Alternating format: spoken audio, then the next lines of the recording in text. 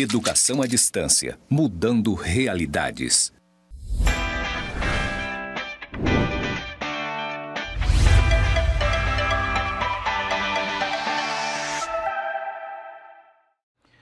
Olá, sejam bem-vindos e bem-vindas. Eu sou o professor Geraldo Cotinguiba, professor da disciplina de Fundamentos das Ciências Sociais e Políticas do curso de Gestão Pública EAD do IFRO, Campus Porto Velho, Zona Norte. Agora eu vou fazer a minha autodescrição. Eu tenho 1,77 m, sou um homem pardo, careca, de barba grisalha. Neste momento estou usando sapatos marrons escuros, calça cinza escura, cinto preto e camisa azul escura. Na comunidade surda, eu fui batizado com o símbolo do nome Geraldo.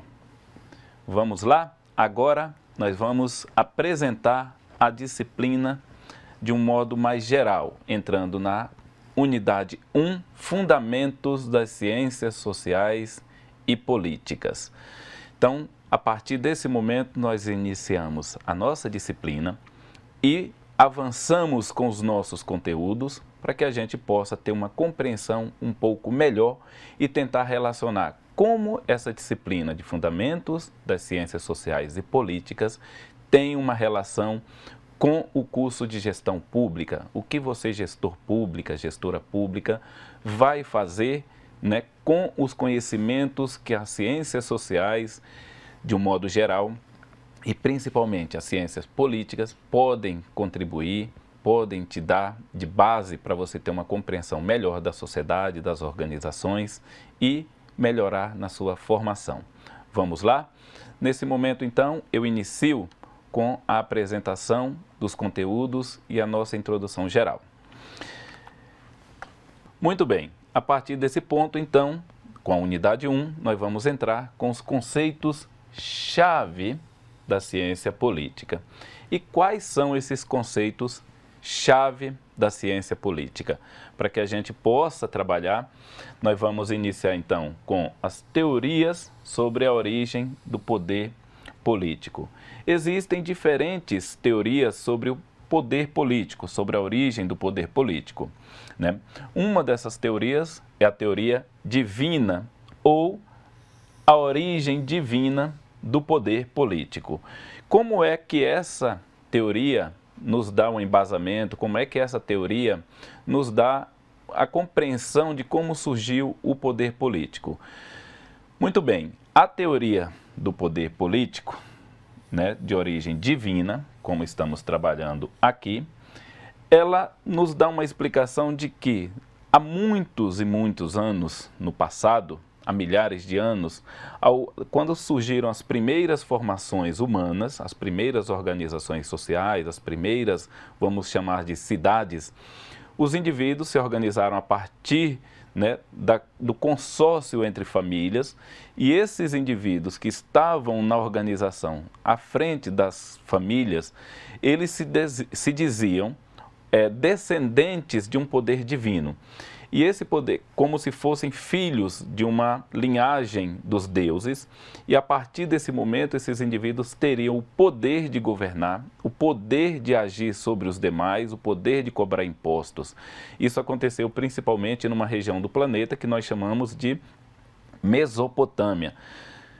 Talvez você já tenha ouvido falar em algum momento, né, sobre a Mesopotâmia, os povos sumérios, né, a Caldeia, lá nessa região entre hoje o que nós chamamos de Oriente Médio, onde está atualmente o Iraque.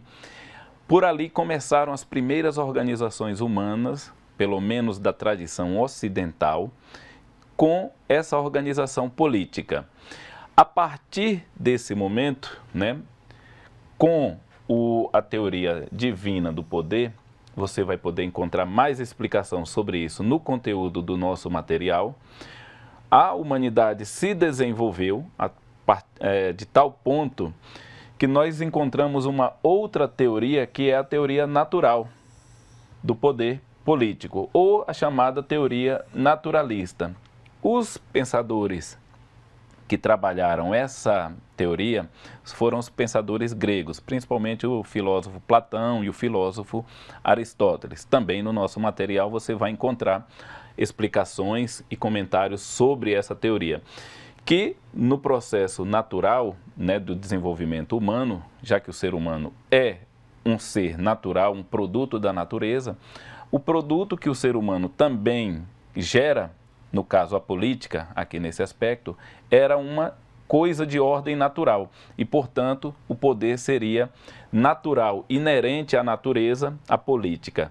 E essa teoria ganhou base, mas não muita força no pensamento grego antigo, e surgiu a partir desse momento uma outra teoria, mas influenciada aqui com a teoria naturalista de Platão e Aristóteles, que é a teoria do contrato social, ou o contratualismo. Nós vamos falar um pouco mais dela mais adiante.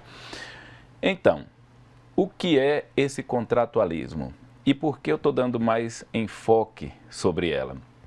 Porque essa teoria do contratualismo, ela é a principal, pelo menos nas teorias políticas, que tem mais respaldo, que tem mais difusão, que nós encontramos mais autores sobre essa teoria, que diz que o Estado, o poder político, nasceu, na verdade, de um contrato social entre os grupos humanos, que eles abrem mão de determinadas coisas, principalmente abrem mão do poder de fazer aquilo que quer individualmente e formam um consórcio para criar uma instituição supra-humana, que está além, que está acima das vontades individuais, para criar um poder que vai legislar, que vai ordenar, que vai organizar a vida humana em sociedade. Nós vamos entrar ainda nesse aspecto, você vai poder entender um pouco mais sobre ele. Eu vou trazer os autores, principalmente 3 autores, para que você compreenda um pouco melhor. E no nosso material você vai poder encontrar também esses autores, referências bibliográficas que você poderá também fazer leitura. Vamos lá. Agora nós temos um outro aspecto que também eu vou abordar aqui para vocês, que é a teoria da força. Apesar de não ser tão difundida essa teoria, essa talvez seja a mais consistente de todas as teorias que nós temos, porque alguns autores têm trabalhado e demonstrado que o poder político, na verdade, ele se origina da força, da violência. Vamos lá, nós vamos avançar agora no próximo slide para que nós possamos discutir alguns autores, né, e avançar cada vez mais com algumas referências de obras que nós temos sobre esses aspectos, principalmente da teoria contratualista e da teoria da força. Vamos lá. Antes, nós vamos trabalhar esses conceitos. Estado, qual é a diferença entre Estado, governo, política e poder? Para depois chegarmos um pouco mais avançado aqui. Estado é aquilo que nós chamamos de o poder político puro em si. Nós também utilizamos essa forma de conceitual para descrever o Estado enquanto país. Ele é sinônimo, um país, né, como nós falamos o Brasil, se nós falarmos a Bolívia, se nós falarmos a Venezuela, o Chile, o Equador, nós estamos falando de estados nacionais. Nós costumamos chamar no Brasil de país, mas o país, na verdade, na teoria política, ele é o Estado. O governo que nós temos, né, em cada local, seja o governo municipal, o governo estadual ou o governo federal, é a junta administrativa que conduz um determinado estado. O estado também ele pode ser, enquanto conceito, aplicado para o poder político tanto na esfera municipal, quanto estadual, quanto federal. Por exemplo, se eu digo que uma pessoa trabalha numa prefeitura e ela é concursada, essa pessoa é um funcionário estatal, seja no estado, na unidade da federação, o estado, ou um concursado em nível federal. Então, o governo é o corpo administrativo que conduz um estado. Os governos são provisórios, o estado ele é permanente. Cada governo tem um lema, Cada governo tem um período de exercício de poder, entra no poder, são eleitos, né, e com o tempo ele sai do poder. A política, de um modo geral, é tudo aquilo que envolve as relações que os estados têm, seja na sua internalidade, seja entre estados, seja entre uma cidade e outra, seja entre um estado enquanto unidade da federação com outro, ou entre um país e outro. Então a política é essa arte, né, que o governo conduz para administrar o estado. E o poder? O poder é aquilo que nós dizemos na teoria da ciência política que os indivíduos de fato almejam dentro da esfera política. Veja bem, por exemplo, o pensador Maquiavel, que nós vamos abordar aqui mais à frente, dizia que na política o que interessa é o poder. Não interessa o que se faça para conseguir o poder. O que interessa é conquistar o poder e manter o poder. Mas você vai entender um pouco melhor. Tem umas dicas no nosso material que você poderá ler. Tem dicas de alguns vídeos que você poderá também assistir para entender por que Maquiavel falava dessa forma. Se qualquer coisa interessa para conquistar o poder, então qualquer coisa é válida. A gente precisa entender um pouco melhor isso daí. Vamos entender um pouco também esse último conceito. As formas de governo, né?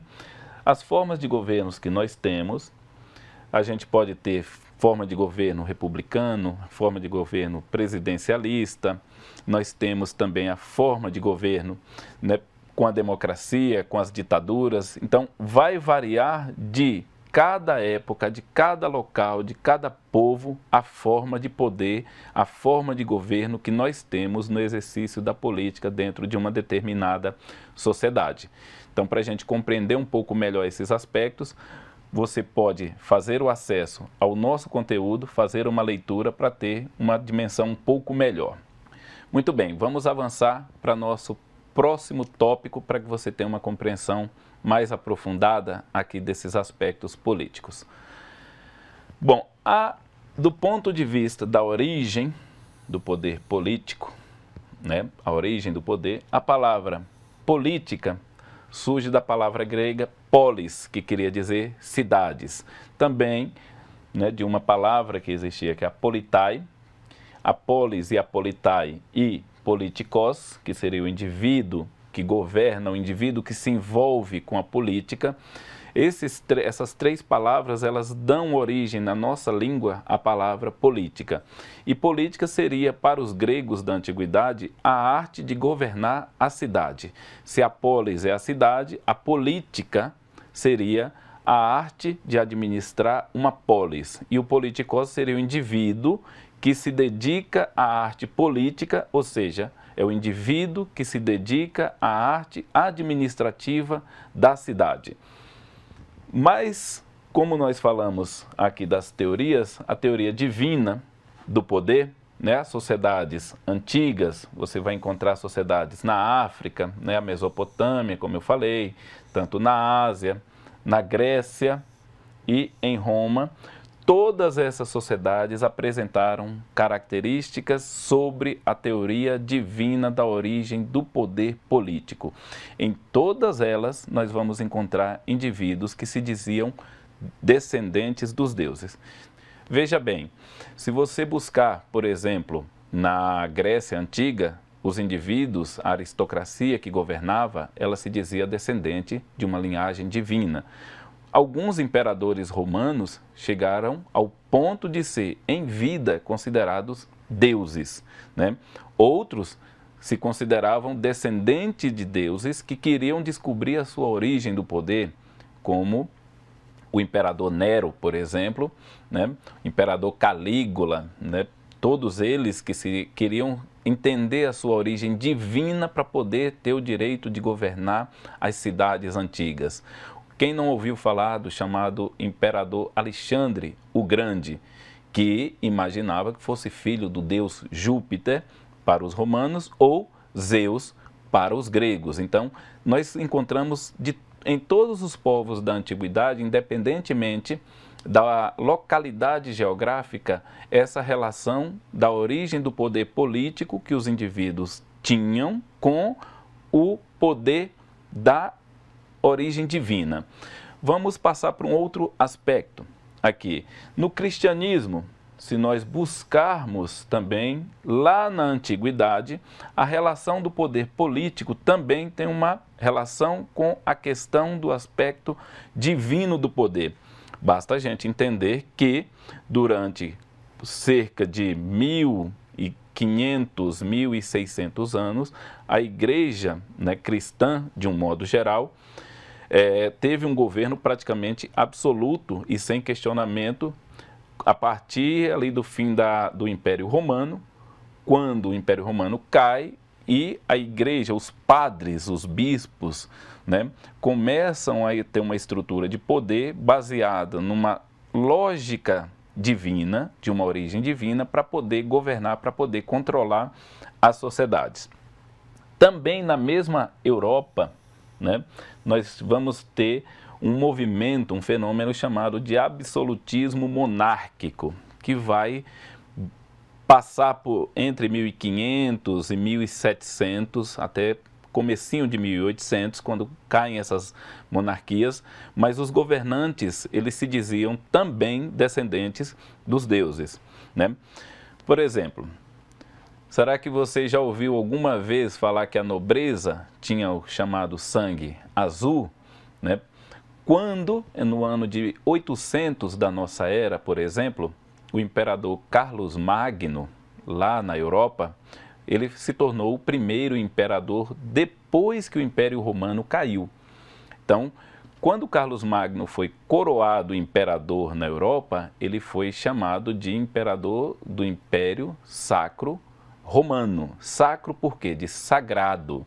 Então ele tinha uma origem sagrada. Ele foi coroado pelo Papa. Então esse imperador ele tinha um poder de governar sobre a sociedade autorizado pela autoridade divina representada na Terra. E quem era essa autoridade divina representada na Terra naquele momento era o Papa, né? Mesmo que você possa discordar. Não estou dizendo que isso seja uma verdade. O que eu estou dizendo aqui para você é que existem essas teorias e existem os fatos históricos. Não é uma invenção minha ou de outra pessoa, mas é o que a história nos deixou como registro para que a gente pudesse compreender. Muito bem, vamos passar então agora para um outro ponto.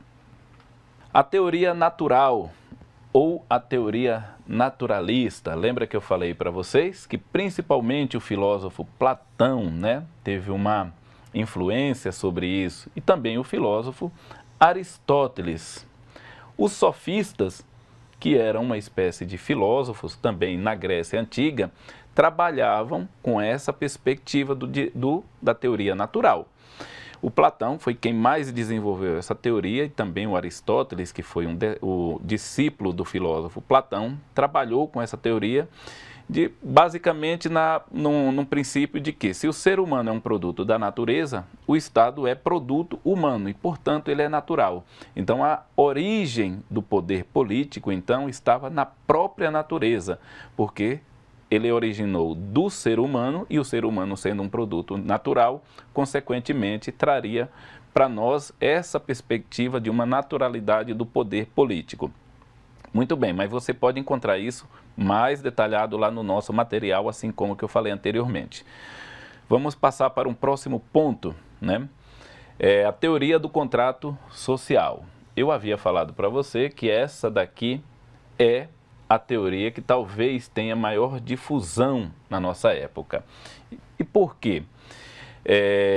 Para a gente entender um pouco sobre essa teoria, sobre essa perspectiva, é preciso a gente compreender o momento em que a sociedade estava vivendo. Esses três autores, tá? Prestem bastante atenção nesses três autores, o Hobbes, o Locke e o Rousseau. Esses três autores foram os principais, não os únicos, mas foram os principais difusores dessa teoria. Para que a gente possa compreender um pouco melhor quais são os aspectos, é preciso a gente talvez voltar no tempo um pouco. Vamos lá. Mais ou menos, né, por volta de 1500, né, a Europa passava por um processo de transformação muito intenso, né? As navegações, Portugal estava conquistando, né, essas terras de cá, que nós hoje chamamos Brasil. A Europa estava passando por uma mudança social e cultural muito grande, muito acelerada, com as grandes navegações promovidas por Portugal e Espanha, né? Espanha já havia chegado no Mar do Caribe, já tinha alguns anos, cerca de 8 anos. Os franceses estavam começando, né, a pensar navegação também, mas principalmente Portugal e Espanha estavam conquistando boa parte. A navegação para as Índias, né, para a Ásia de um modo geral, a costa africana. Martinho Lutero estava naquele momento participando de um momento junto com outros autores, né, e outros pensadores do seu tempo, estavam trabalhando na chamada reforma protestante ou a reforma religiosa. Então, muitos acontecimentos estavam passando na Europa naquele momento. E aí surgem algumas discussões, algumas considerações sobre o poder político. E nesse momento que entram esses autores. Vamos lá. Thomas Hobbes, né, o primeiro deles aqui, vai dizer que os seres humanos viviam no estado de natureza. E todos eles, os três, concordaram nessa teoria. Apesar de viverem em momentos diferentes da história, eles trabalharam com perspectivas semelhantes. Se eles viviam no estado de natureza, né, como se fossem seres naturais e animais, e esses seres humanos, né, segundo Hobbes, que aí você vai encontrar no nosso material, lá mais detalhadamente, vai dizer, o Hobbes dizia, o ser humano vivendo no estado de natureza, ele vive numa guerra de todos contra todos. O homem é o lobo do próprio homem, né? O Hobbes vai dizer que os seres humanos abrem mão da violência para poder criar um contrato e criar uma instituição, como eu falei anteriormente, supra-humano, acima do ser humano, que possa ter o poder de legislar, que possa ter o poder de conduzir e de dar as ordens, de criar as normas e as regras de convívio dentro da sociedade. Então, nesse contexto, tanto Hobbes quanto Locke, que também é um contratualista, que vai trabalhar na concepção do contrato social, e Rousseau, vão dizer que o Estado, né, ele é formado a partir de um pacto, a partir de um contrato entre os indivíduos. E ao fazer isso, né, saindo do estado de natureza, o ser humano faz uma passagem do estado natural, do estado de natureza, para a chamada sociedade civil. E aqui preste bastante atenção na palavra civil, porque está dizendo para nós que é uma sociedade marcada por um conjunto de normas, regras e de leis. Então, para a gente entender um pouco melhor e que você possa ter um entendimento melhor, vá lá no nosso material. Se você consultar o nosso material, você vai ter uma compreensão um pouco melhor, leia um pouco mais sobre esses três autores, pesquisem, né? Pesquise um pouco mais sobre cada um, como que cada um pensava, como cada um elaborou sua teoria, para que você possa ter uma melhor compreensão não só do nosso conteúdo, mas principalmente da sua formação, tá? No próximo slide que eu vou trabalhar aqui com vocês, a gente entra num outro aspecto da teoria política. A teoria da força, que eu falei para vocês, que é uma não tão difundida, mas que talvez aqui tenha vamos dizer, uma aceitação de todo mundo, que a teoria da força é a mais original de todas, porque o poder político, ele se origina então da força. O Estado, ele vai se originar do quê? O Estado tem uma origem da força, da conquista de um povo sobre o outro, por meio da dominação e por meio da violência. povos conquistando povos, povos dominando povos, indivíduos dominando indivíduos, indivíduos exercendo a força por meio da violência para conquistar outros povos. Então, o poder, dessa forma, cria o direito, se nós levarmos isso a fundo. Para entender isso um pouco melhor, um autor nos deixou alguns aspectos sobre isso. O Max Weber, que é o pensador que nós vamos abordar à frente, ele vai dizer que o que é o Estado? É uma comunidade que pretende, com êxito, como está aqui, o monopólio do uso legítimo da força, tá? Mas não é só o uso da força, mas é o monopólio do uso da força. E o Estado é uma relação, se nós olharmos aqui, de homens dominando homens. É uma relação mantida por meio da violência legítima. O Estado tem esse poder legítimo de exercer a violência para dominar os indivíduos dentro de um determinado território. E para que o Estado exista, é preciso que a gente entenda, na perspectiva weberiana, desse autor que nós estamos tratando aqui, que o ser humano precisa obedecer. Se os seres humanos obedecem à autoridade, né, eles vão ter, os indivíduos que têm o poder, vão poder controlar esses indivíduos. Mas o Weber vai dizer que, é claro, não é só a violência que é utilizada, existem outros meios, mas a relação do poder por meio da força é o que determina o nosso tipo de sociedade moderna. Muito bem, nós estamos chegando aqui ao final da nossa primeira unidade. Espero que você tenha tido uma compreensão um tanto abrangente da origem, dos fundamentos da ciência política.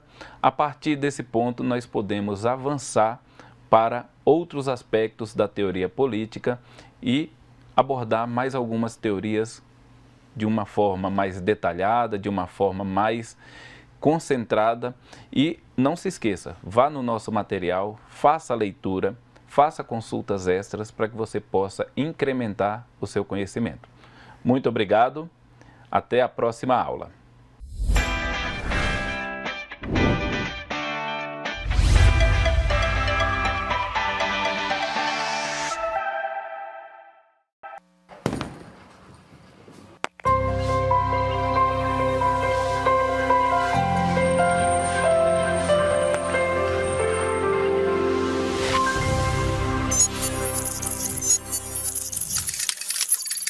Educação à distância, mudando realidades.